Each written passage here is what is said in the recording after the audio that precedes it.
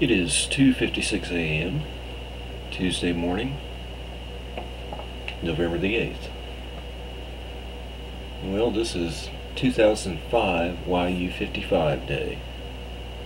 We got a lot of things to talk about, so let's get at it. I've highlighted the area of the swarm of the earthquakes here in Oklahoma, where I live at. We had another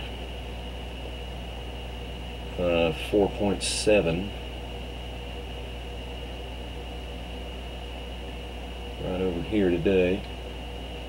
Happened right about my lunchtime, 8:46 p.m. and I felt this one, and that's a big thick concrete slab in the machine shop.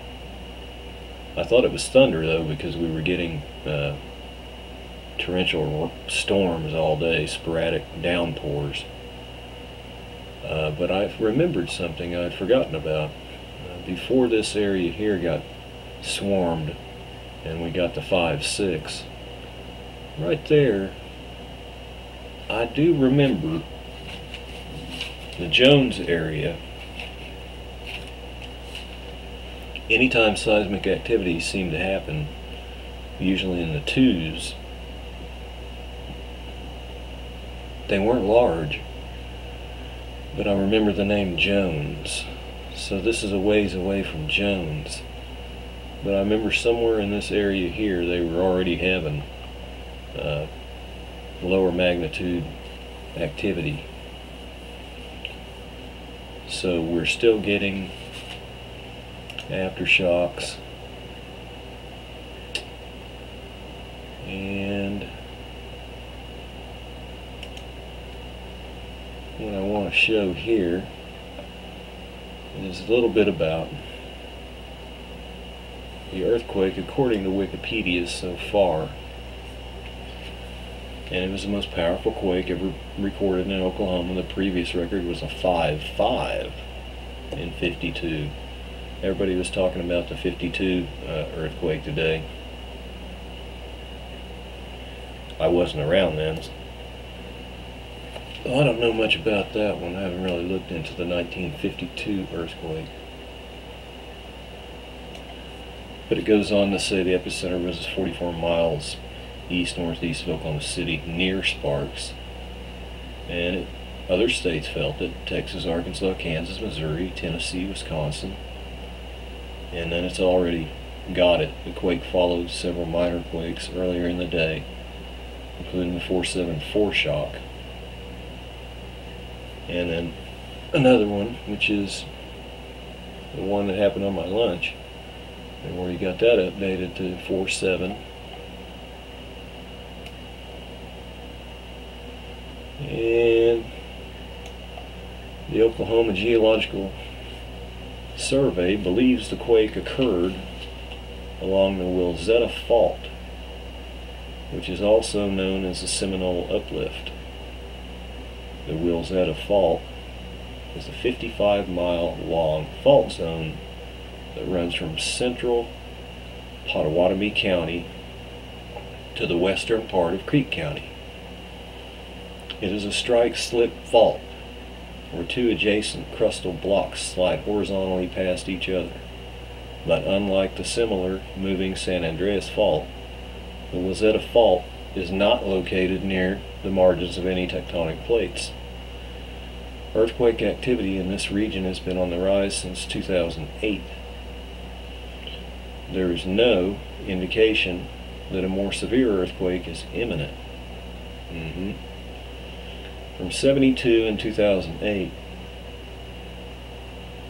between 2 to 6 earthquakes were recorded annually by the USGS. However, 50 were recorded in 2009. The USGS and the Oklahoma Geological Survey are installing more seismometers to better monitor the increased activity. Well, thank you. Aftershocks, including some that can be felt, are expected to last for months. Okay. Well, that is not good, but we're a player in the game now, aren't we?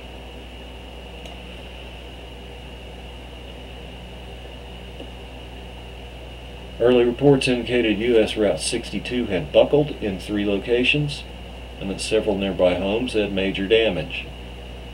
Also, numerous reports of broken windows and other minor damage, mostly to residences. Numerous local residents report minor masonry damage, brick, and a chimney collapsed at one residence. A few residents near the epicenter reported a noise which sounded like thunder in the distance.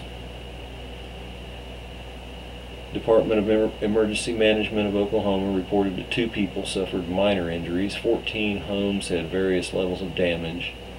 Benedictine Hall at St. Gregory's turret collapsed.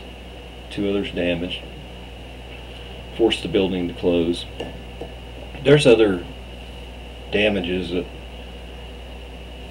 probably many others, because I know someone here in town that I work with, and it split the brick on their house. So there's going to be some stuff like that, and it makes it sound like one here, one there, but they'll end up being more than that. So, what did my local newspaper say? What are they saying in the black and white print? And it says they're puzzled, scientists are puzzled by the seismic activity. And that goes on in the article to talk about how the latest quake occurred on the Wilzetta Fault. But they may never know for sure, because earthquakes that hit east of the Rockies are harder to pinpoint because the fault systems aren't studied quite as much as like San Andreas. In Arkansas, y'all remember a few months back I did some work on the Arkansas earthquakes. Arkansas has also seen a big increase in activity, which those residents in Arkansas blamed on injection wells. Natural gas companies engaged in hydraulic fracturing or fracking are the ones that they're talking about. And there's 181 injection wells in the Oklahoma County in which most of the earthquakes happen, says Matt Skinner, and he's a spokesman for the Oklahoma Corporation Commission, which oversees the oil and the gas production. But the natural gas companies claim there's no proof of a connection between injection wells and earthquakes. Well,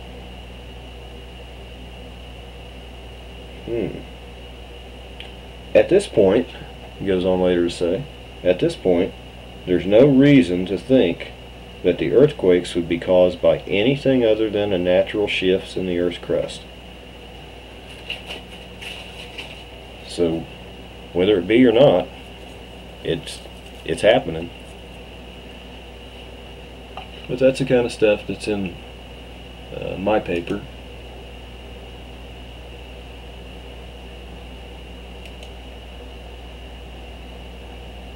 So then we come over and we say, okay, let's check up on some hydraulic fracturing.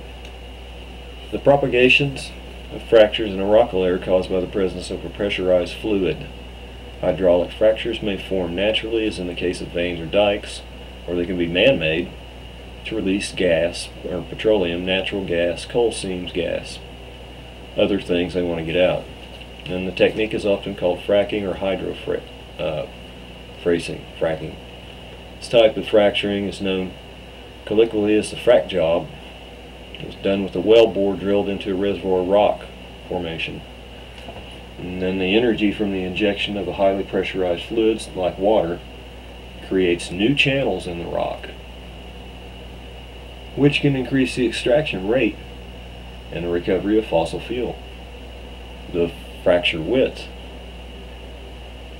is typically maintained after the injection by introducing a proppant into the injected fluid.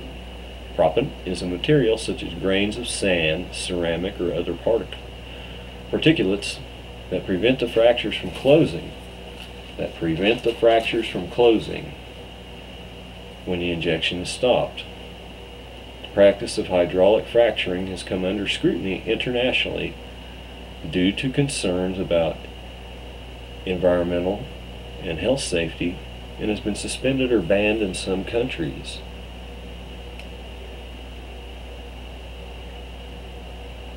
And then we come down. There's plenty of information here. You can read up about fracking and chemicals. And then we come to even a little spot about earthquakes.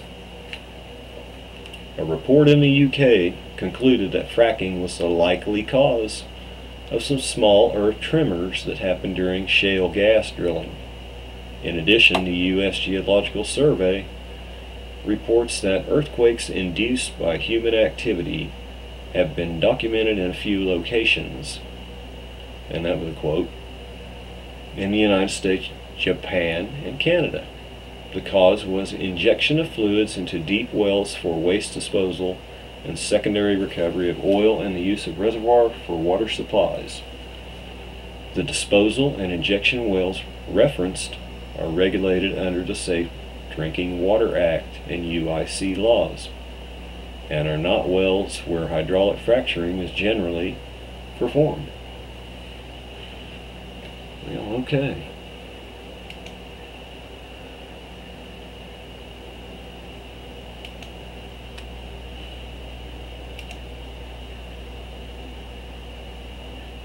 Let's see here what we remember. Now remember I brought this map up and I showed you this is a map of the drilling. And remember when I enlarged it, it was just huge, and they just told you in the article there's 181 of these wells in that general area. And then we just looked at something else that said, at least study from the UK and everything, that little piece we read, but they determined that it does have a cause to it. So we have cause, and we have denial, and we have earthquake, and we move on. It can't be good. I mean, it can be good if you do it in a safe location to get out what you need. But apparently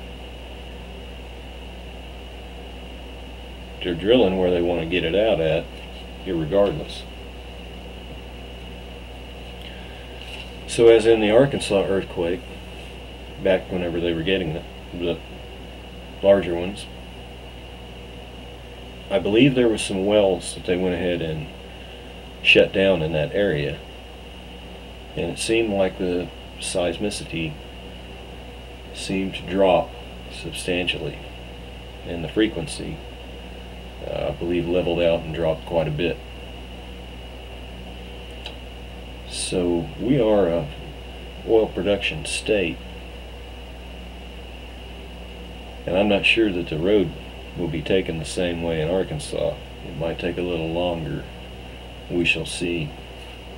But a lot of things go into the making of an earthquake, but the way they drill also can contribute, and I firmly believe that. And we knew that we were going to end up getting an earthquake over here in Oklahoma, but what I mean is this may amplify what we would have gotten. I don't know if I got that across, but if we were going to get a normal earthquake, if you call it normal, without all the drilling, it may have been like a 3.5 or something like that, a 4. But it's probably amplified it with what they're doing to what it turned out to be.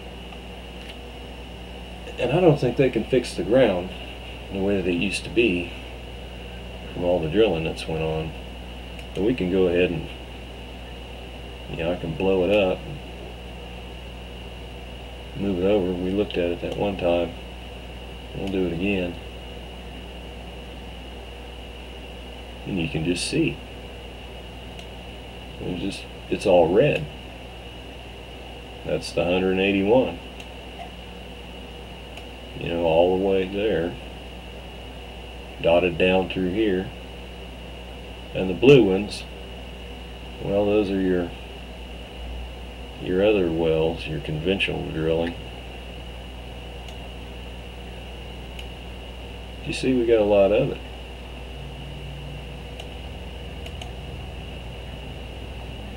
Vertical, the horizontal.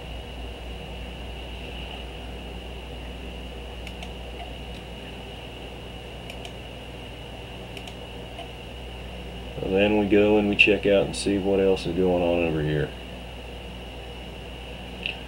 We have a chance of solar flares. Big spot 1339 went quiet for a little bit since a flurry of the M flares from Saturday, but it poses still a threat for some eruptions, and they estimated a 70% chance of M, 10% chance of X. And then they're talking about the YU55 flyby, the asteroid size of an aircraft carrier. No danger to the planet. Closest approach on Tuesday, 3:28 p.m. Pacific Standard Time, 23:28 UT.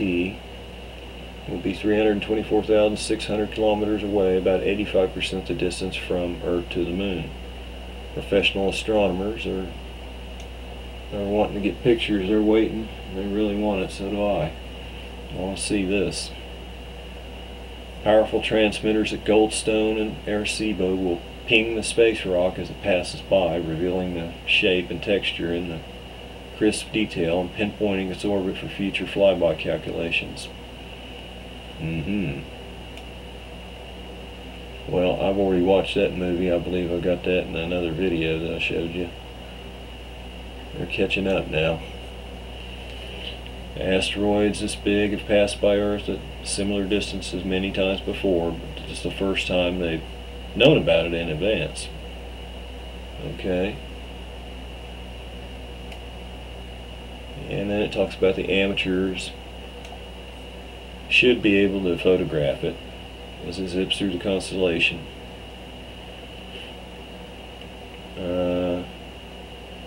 Such a bright asteroid is within reach of mid-sized backyard telescopes. The timing of the flyby favors observers in Western Europe and eastern parts of North America. Okay. Well, we got that.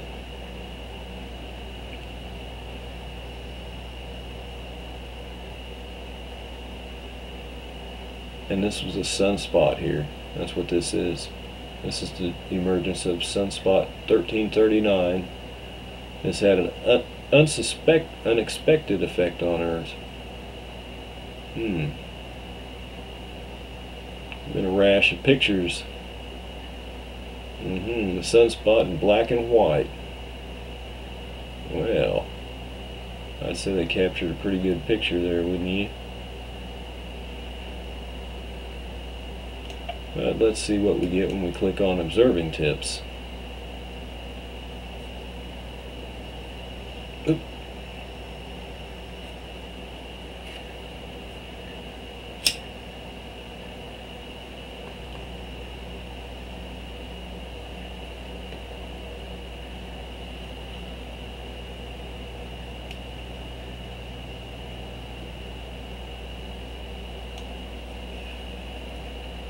And there's the radar image of it. Roll out the red carpet. Going to be visited by the largest close approaching asteroid on record. Well, that's what it's telling us. Arecibo showed the asteroidal emissary to be a quarter mile across. That's what I've been telling you. A quarter of a mile. I've been saying that a long time. and remarkably round for some reason. Given its size and diminutive brightness, the object must be quite dark, likely carbon rich. Rotation period relatively long, 18 to 20 hours. In the grand scheme of things, it's more microplanet than minor planet. We've never knowingly had something this big come this close before. Were it to strike the Earth, it would deliver a kinetic energy punch equivalent to several thousand megatons of TNT. Fear not, Arecibo has computed everything, that it won't strike the Earth within the next 100 years. Okay.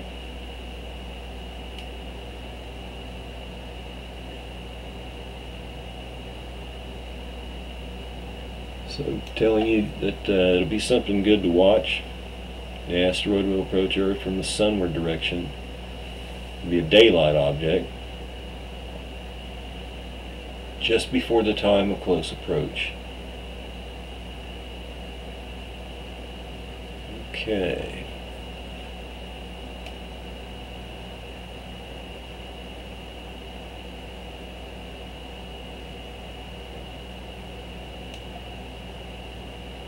You can continue reading this,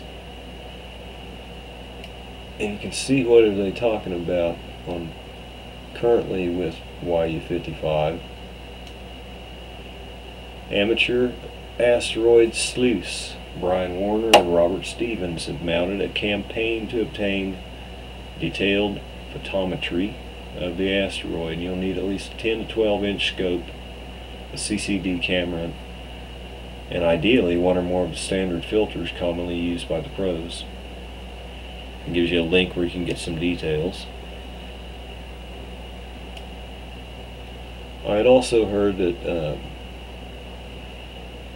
they had also come out and said a scenario somewhere along the line that if it were to strike the moon, it would just fragment very small pieces back to the Earth, that there wouldn't be big chunks, because if it's only 3 blocks, a quarter of a mile, you have to think about things. The size of the moon is way more than 3 blocks, so that gives you some perspective on that. Although it could knock fragments off, but not a giant chunk that would come hurtling back here.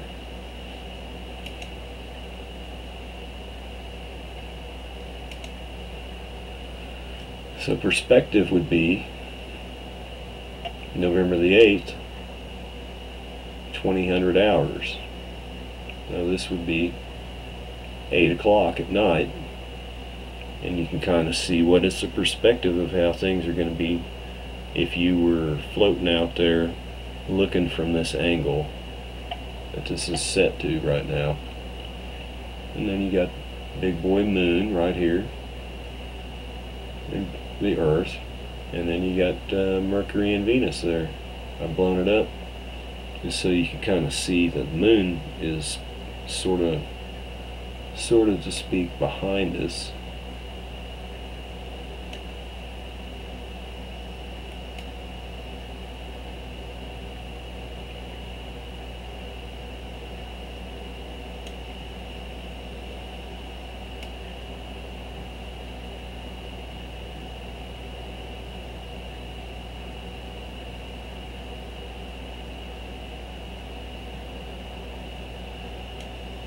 So you can kind of get you an idea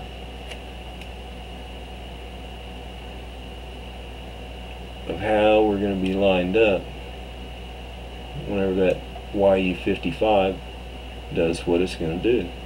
And there's the moon, like I said, here, us, and this would be 8 o'clock at night. See? That's what I've got it set for. Tuesday the 8th at 8 o'clock.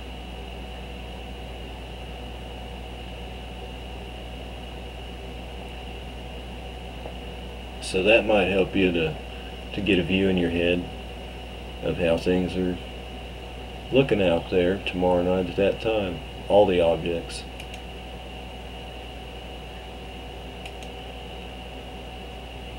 And I do believe that we're going to get more earthquakes, more aftershocks. Well, we were expecting it to come at some point, weren't we? And all we can do is trust in the good Lord. And this one, well, this is another one, so we'll be quick on it. We'll say, what are you coming on here for? Well, I think he's another one of them. Here's the comment he left on Oklahoma earthquake update. And that would be me. That's the one I showed the Niemeyer station too, with the weird looking camera glare or object or whatever it is. Probably glare, but maybe not. And he says I'm an idiot, so I came looking. And there's what we got when we come looking. Not much. So there you go.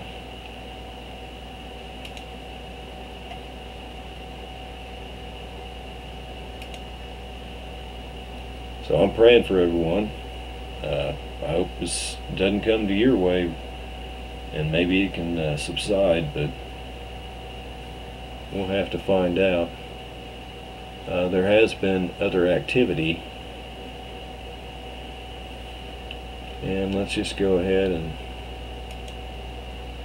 we'll back out, because we don't want to forget that. You may not have heard where some of the other activities are going on at right now. So we better go ahead and scan the globe and see where we're at.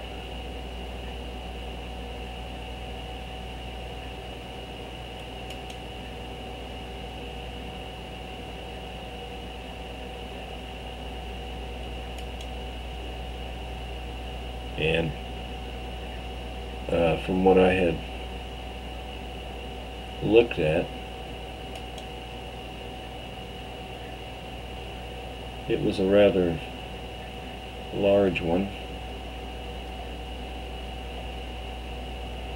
Now this is I'm going to set that just for 24 hours. Because we want to see what is going on right now. And as far as America goes, you've got a little bit of activity out here in Northern California, a 2.6 on Monday, November the 7th. We push over here, and we're going to see that there's been some action, because I've already been prowling around and checked her all out. You've got something going for Hawaii. I believe it was 3.9, and they're watching their volcano. A 2.5,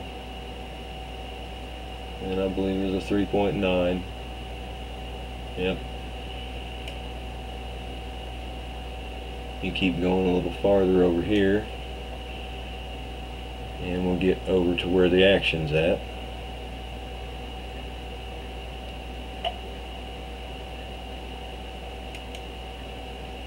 And we have ourselves big time action.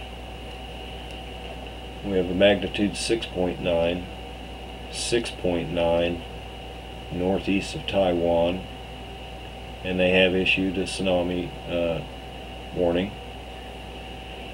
The depth was 209.50 kilometers, 130.18 miles, And well, they say it was strong. I would not argue with that a 6.9 is strong. And a 4.6 on the 7th in Japan, and a 5.2 in Japan region, 4.6 East Honshu, Japan. And we better pray for these people over here too, because they just got popped with a whopper. A 5.0 in the Philippines.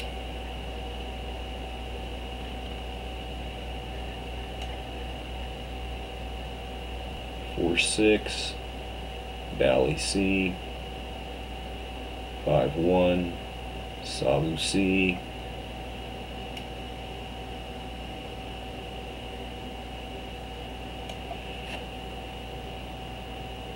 4.5 Santa Cruz Islands.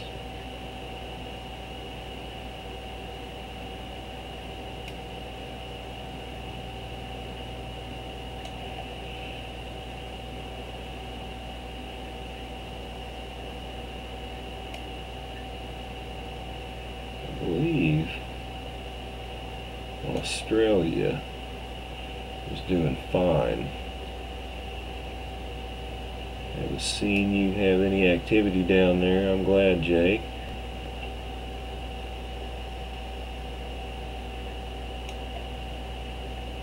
Nope.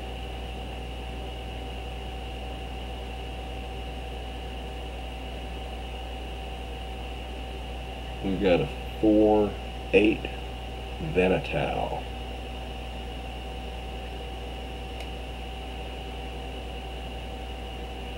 There's not really, other than the 6.9 and what's been going on here. Well, that's bad enough. So we've got some throbbing northeast of Taiwan is actually what it's listed as. And we've got some throbbing from one end of the earth to the next.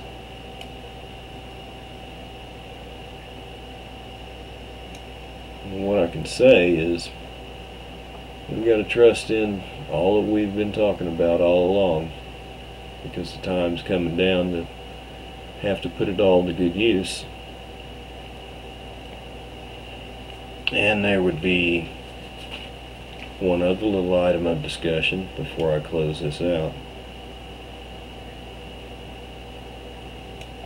Well, we have another day coming up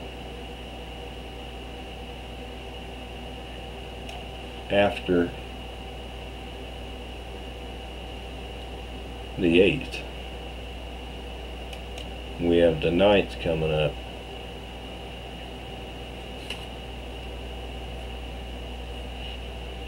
And we have Pacific Wave.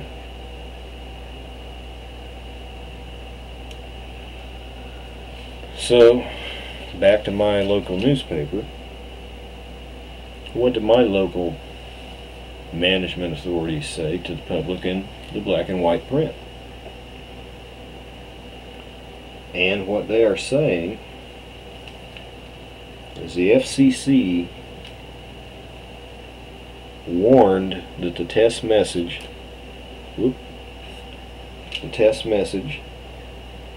broadcast on radio will have a disclaimer and indicate this is a test. However, the message broadcast via the television may not indicate the nature of the event, confusing viewers who do not hear the audio disclaimer.